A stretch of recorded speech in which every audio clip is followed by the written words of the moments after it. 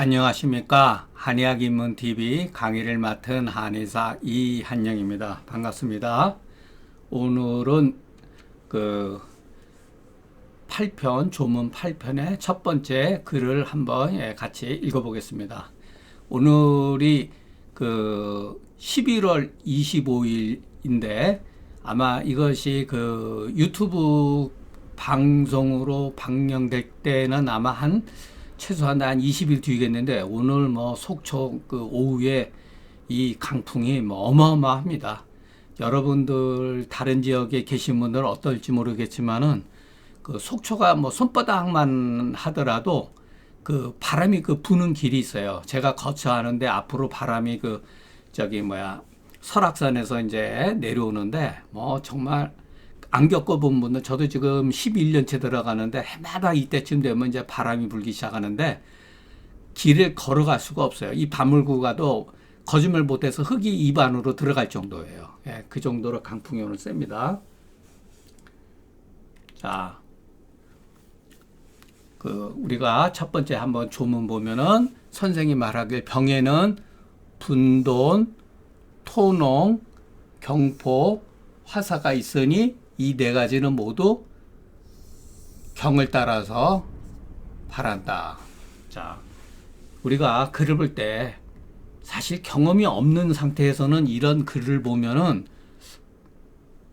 사리 분별을 하질 않고 이렇게 맹목적으로 쫓을 수가 있어요. 초보자 단계는 어느 정도로 했는데 저도 벌써 그 졸업한 지 벌써 거의 26, 거의 제가 졸업한 지 40년이 됐거든요. 40년인데 뭐 아무리 바보라도 눈치코치가 있으니까 이런 말들은 하나의 뭐라 그럴까 그냥 나열하는 말이에요. 그러니까 우리가 요 글을 어떻게 봐야 되는가 한번 같이 한번 알아보겠습니다. 선생이 가로되 분돈이라는 병은 이게 중요한 거죠. 분돈이 과연 무엇이냐? 여러분 달릴 뿐 되지. 라고 했는데 요거는 제가 그 상한론 조문에서도 말씀드렸죠. 소복 배꼽 아래로부터 따라서 올라와 가지고서 위로 인후부까지 치밀어 오르고 마치 어느 정도였냐면 죽을 것 같다. 그러다 다시 끝이니 모두 경공을 따라서 얻은 것이다. 예. 그러니까 이거 이렇게 보면은 요거 조금 약간 애매한 거 있어요. 그러나 이 표현은 아주 잘된 표현이죠. 분돈이라고 하는 건 뭐냐면은 아랫배에서부터 무엇인가 발작이 일어나 가지고서 그것이 배꼽 아래에서 일어나 가지고 인후부까지 치밀어 오른다는 거예요. 가지고 죽을 것 같다. 여러분 생각을 해보세요. 인후부까지 치밀어 오르면은 머리까지는 영향이 없을까요? 있을 수 있죠. 그죠? 두통이 있을 수도 있고, 현운이 있을 수도 있고, 두중이 있을 수도 있죠. 만일의 경우, 머리가 두중감이 있다든가, 두통이 있다든가, 그랬을 때 우리가 머리에다가 자침을 하면은 이렇게 두개골에서 이게 두피가 이렇게 있지 않습니까?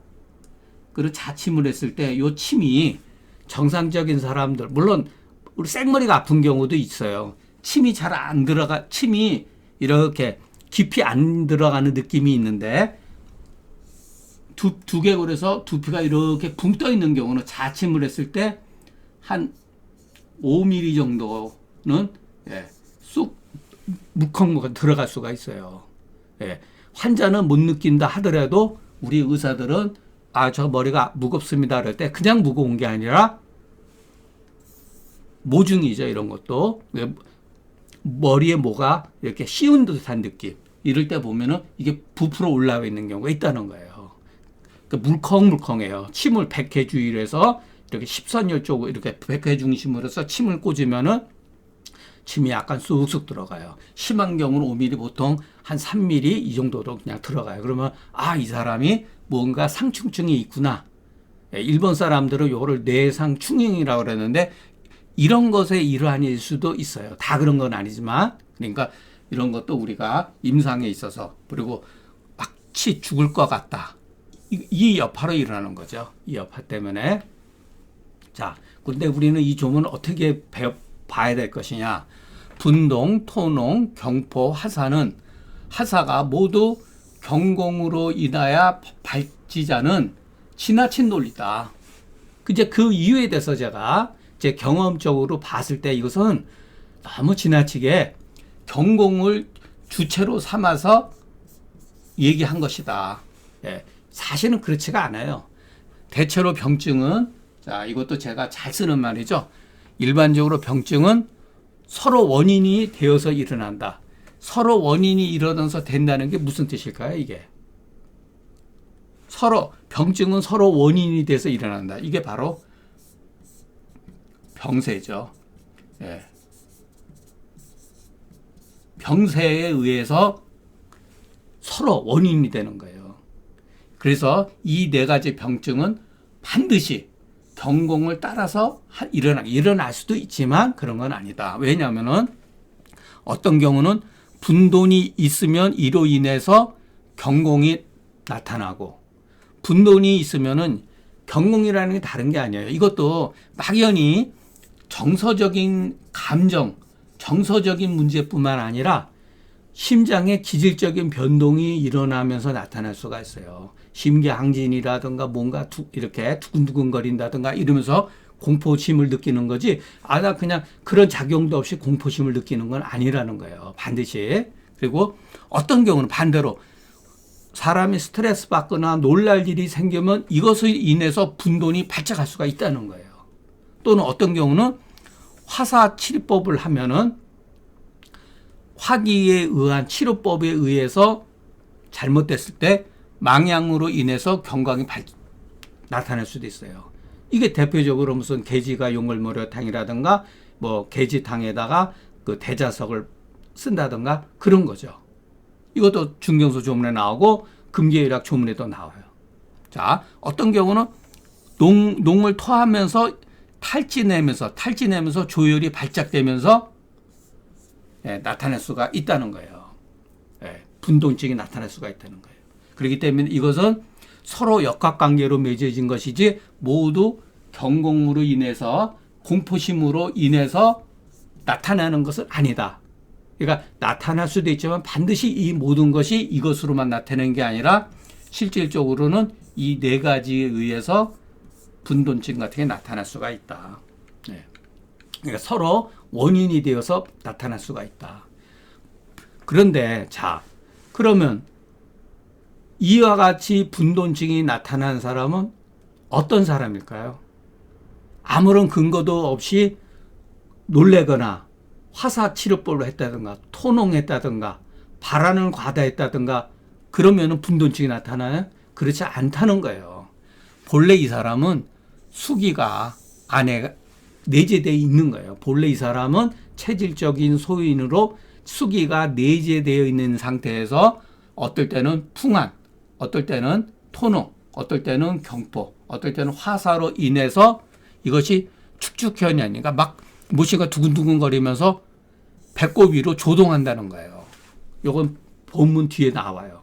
그렇지, 이렇게 되거나 이런 것으로 발생하거나 아니면 의사가 이 사람의 체질 성향을 확인하지 못하고 망령되이 발안제라든가 합법을 남용해서 수기를 요동치게 해서 발작하게 한 거다.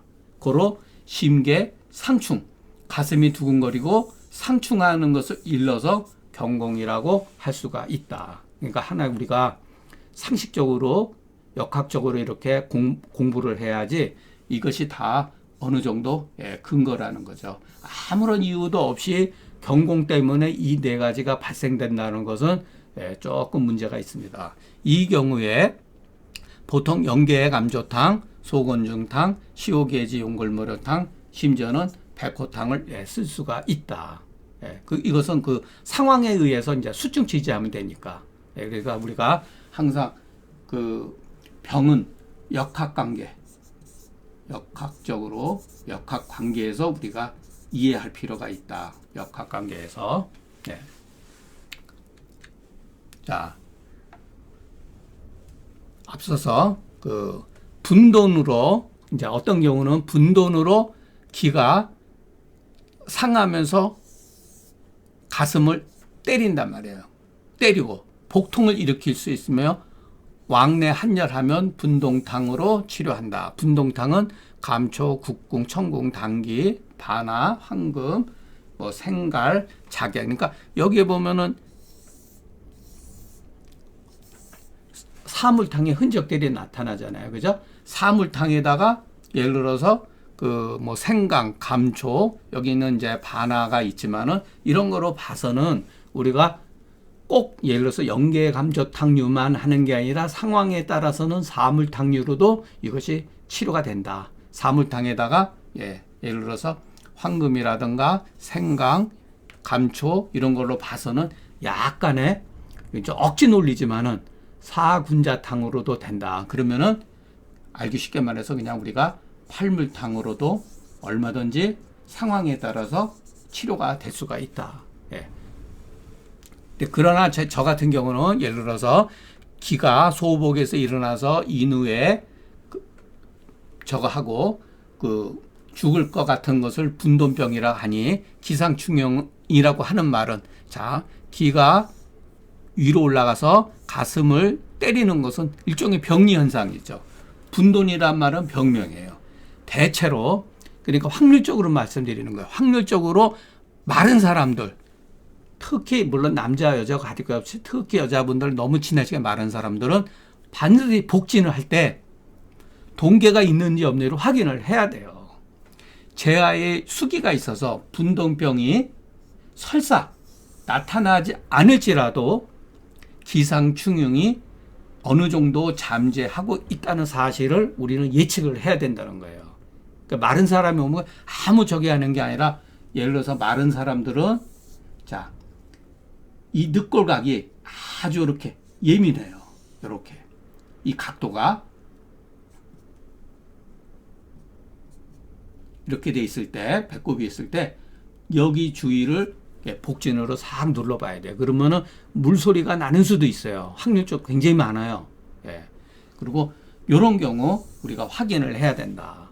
그러니까 설령 마른 사람한테 재하의 수기가 있는데 분동병이 재하의 수기에서 분동병이 나타나지 않을더라도 상충증이 본인이 느끼지 못할지라도 잠재하고 있다는 거예요. 그러면 이것이 언제 나타나느냐? 아까 말씀드린 대로 풍한감모라든가 화사라든가 스트레스 받아서 놀라거나 이럴 때 이것이 나타날 수가 있다는 거예요. 그래서 우리가 마른 사람을 봤을 때는 항상 복진을 해가지고 미연에 사전에 감지를 하고 있어야 돼요. 이런 사람들은 심계 항충이라든가 심지어는 그 분돈증, 다만 이렇게 욕사라고 하는 건 막연하게 그 죽을 것 같은 느낌이지만 이 사람들이 앉았다 일어날 때 빈혈이 있다든가 기립성 빈혈, 귀가 울린다든가 이런 경우도 의외로 많아요. 그러니까 여러분들은 이게 겉으로 보면 불문진dak 같지만 그렇지가 않아요. 전부 다 근거에 의해서 나타나는 증상들이에요. 그러니까 머리가 무겁다든가 심한 경우는 아까 말씀드린 대로 막 답답해서 막 죽을 것 같다든가 귀가 울린다든가 귀에서 약간 이명증이 있을 수가 있어요. 예. 그러니까 우리가 그것을 참고를 해야 된다. 예. 그래서 비록 그 약물에 근거하고 병증을 고찰해 보면 이 조문의 분동병은 오로지 재하의 수기 때문에만 아니라 복직근 구련하면서 수기가 있는 경우도 있다. 복직근이 예를 들어서 그랬을 때 복직근이 구련하면서 여기에 동계라든가 수기 증상이 촉지가 되는 수가 있어요. 예. 그러니까 이런 것은 의사의 감각이다. 예. 그래서 나는 이런 거 몰라. 십전대보 그러니까 팔물탕을 잘 쓰는 사람들은요 이거 가지고 변형해서 쓸 수가 있어요. 예. 여기다가 게지 같은 것만 더 첨가할 수가 있죠. 팔물탕에다가 게지 같은 거를 쓴다든가 그렇게 하면 얼마든지 예. 상황에 봐서 열이 있다든가 그러면은 황금을 집어넣다든가 그렇게 응용해서 얼마든지 쓸 수가 있습니까? 팔물탕도 굉장히 좋은 약이죠. 팔물탕을 막연하게 기혈을 보호하는 약이라고 생각하지 마시고 사물탕의 복직근 구령과 피부가 윤색이 없고 거칠거칠할 때 사물탕을 쓰면 참 좋은 약이에요. 예. 그러면서 이 판자처럼 이렇게 복벽이 얇고 안에 눌렀을 때 약간 수기가 있을 때 그때 팔물탕을 쓰면 참 좋은 약이죠. 그러니까 복통, 왕래 한열, 기상 중인자는 복근 구려나면서 수기가 약간 열을 끼고 있는 징후이기 때문에 개인적으로 저 같으면은 소시오탕에다가 사물탕을 합방해서 쓴다. 이런 경우에. 그러니까 이것은 그 감각의 차이기 때문에 무엇이 꼭 좋다 나쁘다 그럴 필요는 없습니다. 그러니까 팔물탕을 좋아하는 분은 팔물탕을 가지고 자기가 거기서 변형해서 얼마든지 쓸 수가 있다. 그러니까 저 같은 경우는 여기서 왕래 한열하고 복통이 있기 때문에 소시오탕을 쓰는 거죠. 자, 세 번째 조문 발안우에. 이거는 상한론 조문에도 나오죠.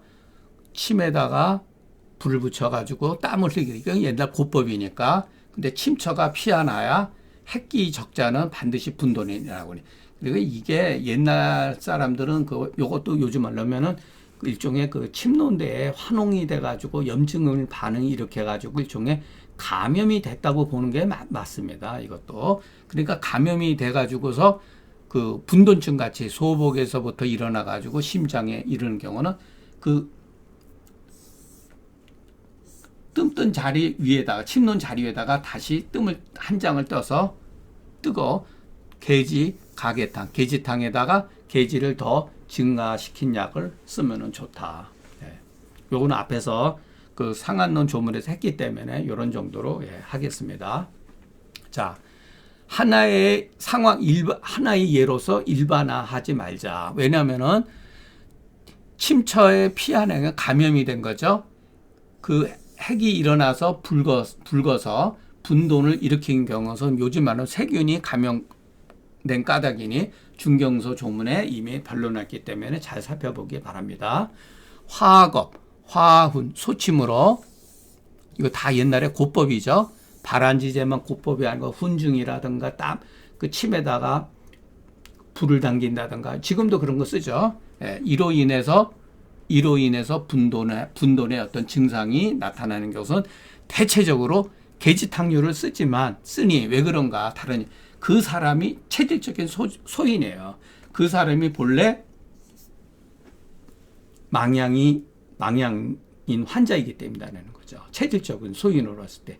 비록 그렇다 하더라도 탈핵 후의 경강, 번조, 분돈의 원인이 사람마다 다르기 때문에 어느 경우는 대화학년 사심탕이나 백호탕류로도 치료하기 때문에 반드시 본방만을 고집할 필요는 없다. 예. 사람마다 다르기 때문에 확률적으로 계지탕류를 많이 쓰지만 계지탕의 어떤 변방을 많이 쓰지만 오히려 반대되는 경우도 있으니까 이런 것은 조심해야 된다. 그래서 우리가 처방을 배우면은 항상 반대적인 상황도 우리가 고려를 해야 된다는 걸 우리가 명심할 필요는 있습니다. 자, 오늘 조금 속도를 내서 좀 빨리를 했는데 경청해 주셔서 감사합니다. 그래서 항상 우리가 고방은 거의 복진이라고 하는